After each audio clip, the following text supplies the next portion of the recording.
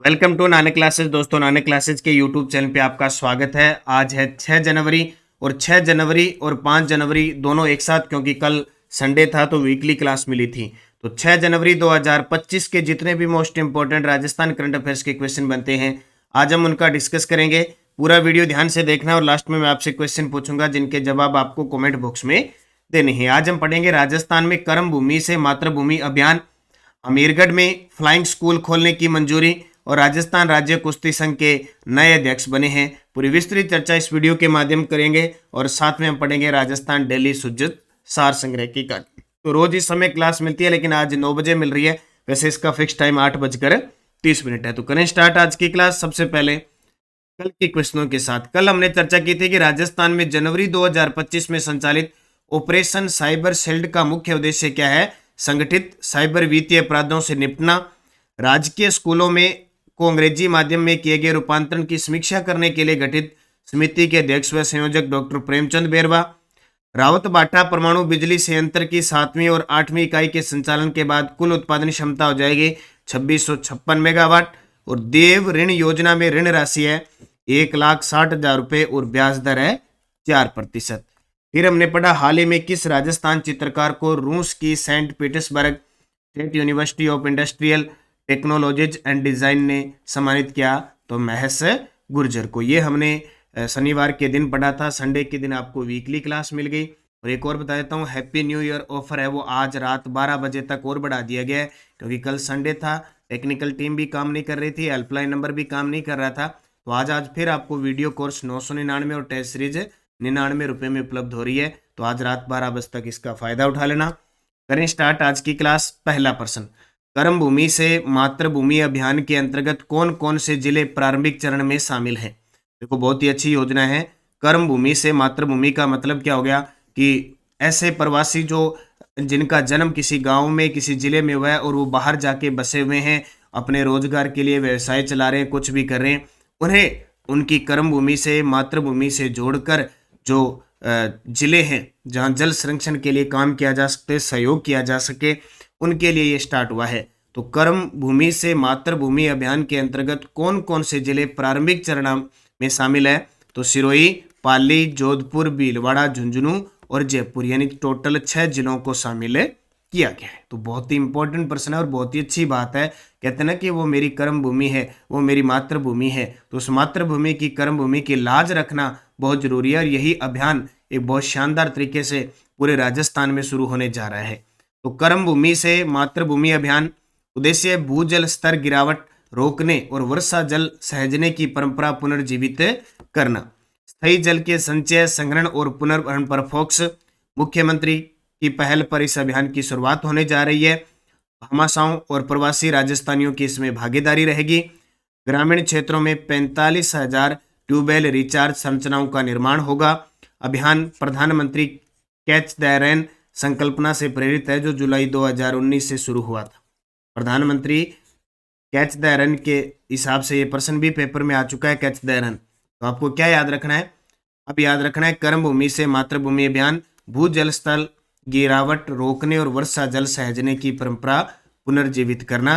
और ये राजस्थान के 6 जिलों में सिरोही, पाली, जोधपुर, भीलवाड़ा, झुंझुनू और जयपुर जिले में इसकी शुरुआत होने जा रही है। क्या है कि मुख्यमंत्री भजनलाल शर्मा डूंगरपुर गए हुए थे। वहाँ एक गांव है खड़गदा गांव है डूंगरपुर का, जहां जल संरक्षण की मिसाल है। ये जो आप देख रहे हो मातृभूमि कर्म भूमि अभियान, ये इस गांव से प्रेरित है। सबसे पहले इस गांव में ये मुहिम चली थी। तो मुख्यमंत्री ने खड़गदा में श्री राम कथा के दौरान जल संरक्षण और संवर्धन की प्रशंसा की। 9 महीने की मेहनत से ग्रामीणों ने मोरन नदी को चौड़ा और गहरा कर दिया। मोरन नदी एक है, वहां पे उस नदी को चौड़ा और गहरा कर दिया 9 महीने के अंदर। तो इस गांव की प्रशंसा की। ये चर्चा में गांव कौन सा? खड़गदा गांव, डूंगरपुर। किशनगढ़ के बाद हमीरगढ़ में फ्लाइंग स्कूल खोलने की राज्य सरकार ने मंजूरी दी है। यह किस जिले में है? क्या बात है। किशनगढ़ में अगस्त 2024 में क्या है कि फ्लाइंग एकेडमी खोली जा चुकी है। उसके बाद अब हमीरगढ़ में भी फ्लाइंग स्कूल खोलने की मंजूरी सरकार ने दे दी है। यह हमीरगढ़ कहाँ पे है? भीलवाड़ा में। हमीरगढ़ कहाँ पे है? भीलवाड़ा में। तो भीलवाड़ा की हमीरगढ़ हवाई पट्टी को विकसित करते हुए फ्लाइंग स्कूल खोला जाएगा, इसके लिए राजस्थान सरकार ने स्वीकृति दे दी है। बजट 2024-25 में किशनगढ़, हमीरगढ़ और झालावाड़ में फ्लाइंग स्कूल खोलने की घोषणा की थी। इसके अलावा राजस्थान सरकार ने कहा कि हम प्रतापगढ़ और बांसवाड़ा में भी फ्लाइंग स्कूल खोलने का प्रयास कर रहे हैं। राजस्थान सरकार द्वारा नागरिक विमानन नीति 2024 को पहले ही मंजूरी मिल चुकी है। उड़े देश का हर नागरिक, इसके तहत उड़ान योजना शुरू की गई थी 2016 में। उसी के तहत पहले पायलटों को तैयार करना जरूरी है। सरकार ने कहा कि इस उड़ान योजना के तहत पहले पायलट तैयार करें, इसलिए फ्लाइंग स्कूल खोले गए हैं। तो सबसे पहले खोला गया किशनगढ़ में अगस्त में, अब हमीरगढ़ जो भीलवाड़ा में है अनुमति मिल चुकी है, उसके बाद में झालावाड़ में भी खोला जाएगा और सरकार कह रही है हम प्रतापगढ़ और बांसवाड़ा में भी खोलेंगे। और स्पेशल कोटा के अंदर ओम बिड़ला जहां से सांसद हैं, उन्होंने वहां अपने क्षेत्र में फ्लाइंग स्कूल खोला है। ये चीजें आपको याद रखनी है। राजस्थान राज्य कुश्ती संघ के नए अध्यक्ष कौन बने हैं? राजस्थान राज्य कुश्ती संघ के नए अध्यक्ष कौन बने हैं? राजीव दत्ता। कौन बने हैं? राजीव दत्ता राजस्थान राज्य कुश्ती संघ के नए अध्यक्ष बन चुके हैं। तस्वीर आपके सामने। तेजस्वी गहलोत, देवेंद्र झाझड़िया, मानवेंद्र सिंह जसोल कौन है? बूस्टर डोज में चर्चा करें। तो राजस्थान राज्य कुश्ती संघ के अध्यक्ष राजीव दत्ता लोकसभा अध्यक्ष ओम बिरला के ओएसटी है। तेजस्वी गहलोत राजस्थान ओलंपिक संघ के अध्यक्ष हैं। देवेंद्र झाझड़िया भारतीय ओलंपिक संघ के अध्यक्ष हैं, पैरा ओलंपिक संघ के अध्यक्ष हैं। और मानवेंद्र सिंह राजस्थान राज्य फुटबॉल संघ के अध्यक्ष हैं। तो ये नियुक्तियां हैं, आपको याद रखनी है। नेपाल में आयोजित एशियाई डांस चैंपियनशिप में किसे नृत्य अनुश्रुति अवार्ड से सम्मानित किया गया है? नेपाल में आयोजित एशियाई डांस चैंपियनशिप में किसे नृत्य अनुश्रुति अवार्ड से सम्मानित किया गया है? स्वामी कुमावत को। किसको? स्वामी कुमावत को सम्मानित किया गया है। सीमा राठौड़, मंजू नंदन मेहता, तनु सोलंकी कौन है? आप जानते होंगे, बूस्टर डोज में हम चर्चा करेंगे। तो नेपाल में आयोजित एशियाई डांस चैंपियनशिप में किसे नृत्य अनुश्रुति अवार्ड से सम्मानित किया गया? स्वामी कुमावत को। किसको? स्वामी कुमावत को। देखो भाई,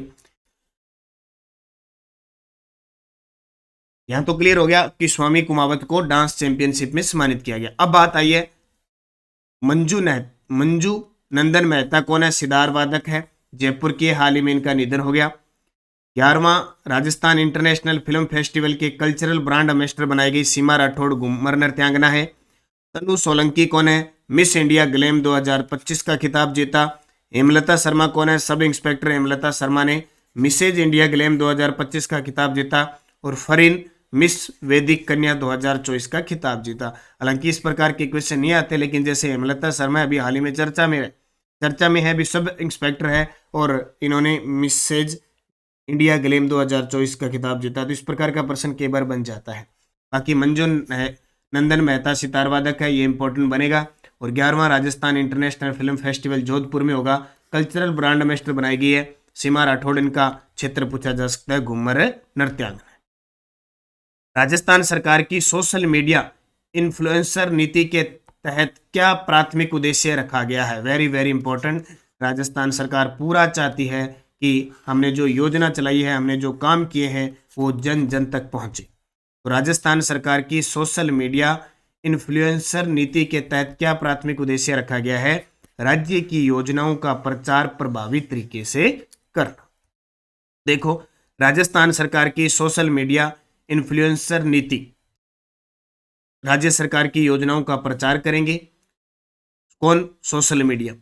इन्फ्लुएंसर 2 श्रेणियों में बांटे गए हैं। श्रेणी 1 लाख से अधिक फॉलोअर्स और श्रेणी बी 7,000 से 1 लाख फॉलोअर्स। हर जिले में एक संभाग स्तर पर श्रेणी ए में 2 और श्रेणी बी में एक नव प्रसारक इन्फ्लुएंसर चुना जाएगा। ए श्रेणी को 25,000 रुपये और बी श्रेणी को 15,000 रुपये प्रति माह मिलेंगे। इन्फ्लुएंसर को प्रतिदिन सोशल मीडिया पर सरकार की योजनाओं पर पोस्ट और शेयर करना होगा। उन्हें कंटेंट क्रिएशन में ट्रेनिंग दी जाएगी। तो राजस्थान सरकार की सोशल मीडिया इन्फ्लुएंसर अभी नीति को मंजूरी मिली है, तो इसको थोड़ा सा ध्यान रखना। नशा मुक्त श्री गंगानगर अभियान किस तर्ज पर संचालित किया जा रहा है? नशा मुक्त श्री गंगानगर अभियान है वो किस तर्ज पर संचालित किया जा रहा है? तो नशा मुक्त भारत और नशा मुक्त राजस्थान। और नशे की बात आई है, इस क्षेत्र में बहुत खतरनाक काम है भी। श्री गंगानगर, इधर बीकानेर, जोधपुर, जैसलमेर, ये बहुत ज़्यादा ग्रस्त हो चुका है नशे से। तो लगातार जिला प्रशासन के द्वारा यहाँ नशा मुक्ति अभियान वगैरह चला के काम में लिया जा रहा है। तो नशा मुक्त श्री गंगानगर अभियान किस तर्ज पर संचालित किया जा रहा है? नशा मुक्त भारत और नशा मुक्त राजस्थान। तो याद रखना, नशा मुक्त भारत और नशा मुक्त राजस्थान की तर्ज पर चलाया जा रहा है। आमजन में नशा मुक्ति के प्रति जागरूकता बढ़ी है। अब तक 1.25 लाख से अधिक लोग ई शपथ ले चुके हैं और उसमें मैं भी शामिल हूं। समाज में सकारात्मक बदलाव और जागरूकता बढ़ी। नेतृत्व जिला प्रशासन के प्रयासों से जिले की तस्वीरें बदली है। तो श्री गंगानगर से एक जिला अलग हुआ था अनूपगढ़, जिसको वापस इसमें सम्मिलित कर लिया गया है। यानी सारे वापस श्री गंगानगर के हो चुके हैं। जो पहले कुछ मैं अनूपगढ़ तुम गंगानगर करते थे, वो वापस श्री गंगानगर में। इससे पहले श्री गंगानगर में नशे के खिलाफ सीमा कार्यक्रम भी चलाया जा रहा है। और सिंचाई के लिए बाड़ाबदी सिस्टम है, वो भी चलाया जा रहा है। इलेक्शन बडी है, चुनाव के दौरान वो भी यूज किया गया था। कहाँ पे? श्री गंगानगर के अंदर। याद रखना, श्री गंगानगर का कर्णपुर है, जहाँ विधानसभा क्षेत्र है, जहाँ 5 जनवरी को वापस उपचुनाव हुए थे और वहाँ कांग्रेस के रूपिंद्र कुनर जीते थे। तो ये सारी चीजें आपको याद रखनी है। श्री गंगानगर के उदय सारणय क्रिकेटर है, जो पिछले अंडर 19 क्रिकेट भारतीय टीम के कप्तान थे। श्री गंगानगर नशा मुक्त श्री गंगानगर अभियान। सुजस बुलेटिन आमजन के सुझावों से तैयार होगा। विकासोन्मुखी जनहितैषी बजट। देखो, पिछला बजट हम पढ़ चुके हैं, क्वेश्चन भी बहुत सारे आ चुके हैं। अगला बजट फिर तैयारियों पे चल रहा है और 1000 करोड़ से अधिक की राशि एमओयू के साथ क्रियान्वयन को लेकर बैठक, क्योंकि जो राइजिंग राजस्थान है उसमें जो समझौते हुए हैं उनको अब धरातल पर लाने के लिए अलग अलग समझौते हैं, उनका क्रियान्वयन किया जाएगा। और नशा मुक्त अभियान से बदल रही है जिले की तस्वीर, आमजन की गतिविधियों से जुड़ा। जयपुर जिला प्रशासन यानी राजस्थान में चल रहा है रास्ता खोलो अभियान। तो ये चीज़ें आपको याद रखनी है, इंपॉर्टेंट है। और आपको बताया, मैं डेली जो करंट की क्लास लेता हूँ उसमें सुजस सार भी जैसे ये क्वेश्चन ऐड कर दिया और सारी अपडेट आपको मिलती है। तो अभी ताज़ा अपडेट के साथ नई राजस्थान करंट अफेयर्स की बुक आ चुकी है। इस बुक की खासियत ये है कि पूरी MCQ है, इसमें बजट आर्थिक समीक्षा MCQ है। इसके अलावा फ्लैगशिप योजना को मैंने तथ्य से डाला, क्योंकि फ्लैगशिप योजना कहीं से प्रश्न आ सकती है। खेल खिलाड़ी पुरस्कार, सुजस सार संग्रह अभियान, जितना भी मैटर है 1 जनवरी से 1 जनवरी 2025 का इसमें मैटर है। वस्तुनिष्ठ आने वाली RS प्री, EORO first grade, second grade, third grade, ग्राम विकास अधिकारी, पटवारी, सब के लिए बहुत इंपॉर्टेंट है और लगातार आपको पढ़ना जरूरी है, क्योंकि हमें 1 साल तक का करंट पढ़ते रहना है और महीने वाइज है, इसलिए आपको याद करने में बहुत आसानी होगी। इससे पहले हमारी थ्योरिकल बुक है बाजार में, वो भी उपलब्ध है और RBSC 6 से 12 की पुस्तक उपलब्ध है। इसका अध्ययन आप जरूर करें लेके। टेलीग्राम ज्वाइन कर लें ताकि आपको लिंक कोई भी सूचना प्राप्त होती रहे। पिछले वीडियो का क्वेश्चन था अर्जुन पुरस्कार 2024 से सम्मानित मोना अग्रवाल का संबंध किस खेल से है? तो आप सभी का जवाब था निशानेबाजी। अब आपके लिए क्वेश्चन जिसका जवाब कमेंट में देना है। निम्न में से कौन सा विभाग डॉक्टर प्रेमचंद बेरवा के पास नहीं है? उच्च शिक्षा, सड़क व परिवहन, पंचायती राज, उप मुख्यमंत्री। इनमें से एक विभाग है जो डॉक्टर प्रेमचंद बेरवा के पास नहीं है। पिछले वीडियो के क्वेश्चन थे, निम्न में से कौन सा नृत्य थांकना शैली में होता है? जालोर का ढोल नृत्य। जालोर का ढोल नृत्य है वो थांकना शैली में होता है। फैजल अली खान, जिसने 1857 की क्रांति के दौरान मुगल बादशाह के पुत्र को सैनिक सहायता प्रदान थी, उनका संबंध सलूम्बर से। महाराणा प्रताप के गठबंधन में शामिल ताज खां कहाँ के शासक थे? जालोर के।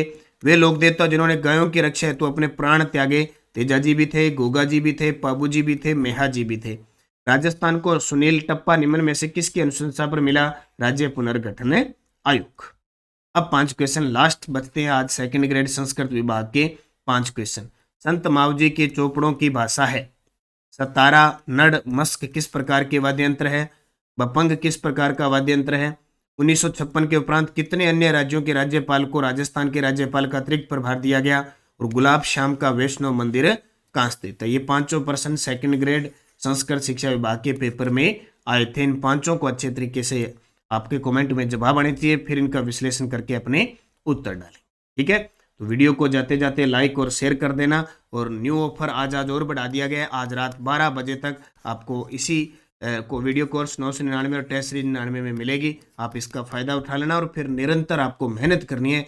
कॉलेज भी आख्याता है और है, जो भी आप फर्स्ट ग्रेड सेकंड ग्रेड जिसकी भी आप तैयारी कर रहे हैं करंट की वगैरह की, तो आप लेके उसका अध्ययन जरूर करें। और हमारी राष्ट्रीय अंतर्राष्ट्रीय वार्षिक करंट अफेयर्स प्रताप क्लासेज पे उपलब्ध है। कोई विद्यार्थी प्रताप क्लासेज ज्वाइन करें और नानक क्लासेज पे ये टेस्ट सीरीज उपलब्ध है। धन्यवाद। जय हिंद, जय भारत, जय राजस्थान।